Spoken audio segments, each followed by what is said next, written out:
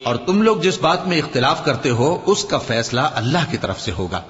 یہی اللہ میرا پروردگار ہے، میں اسی پر بھروسہ رکھتا ہوں اور اسی کی طرف رجوع کرتا ہوں. وہی ہے آسمانوں اور زمین کا پیدا کرنے والا. اسی نے تمہارے لیے تمہاری ہی جنس کے جوڑے بنائے اور چوپایوں کے بھی جوڑے بنائے. وہ اسی طرح تم کو پھیلاتا رہتا ہے.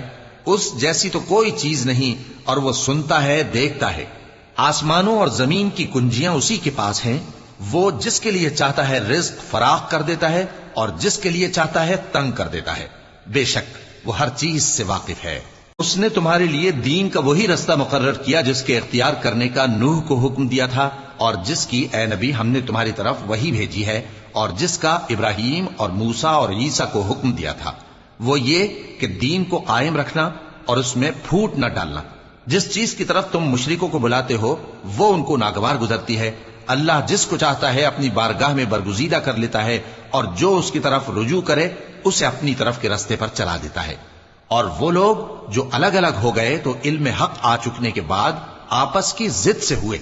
اور اگر تمہارے پروردگار کی طرف سے ایک وقت مقرر تک کے لیے بات نہ ٹھہر چکی ہوتی تو ان میں فیصلہ کر دیا جاتا. اور جو لوگ ان کے بعد اللہ کی کتاب کے وارث ہوئے وہ اس کی طرف سے بڑے بھاری شک میں ہیں.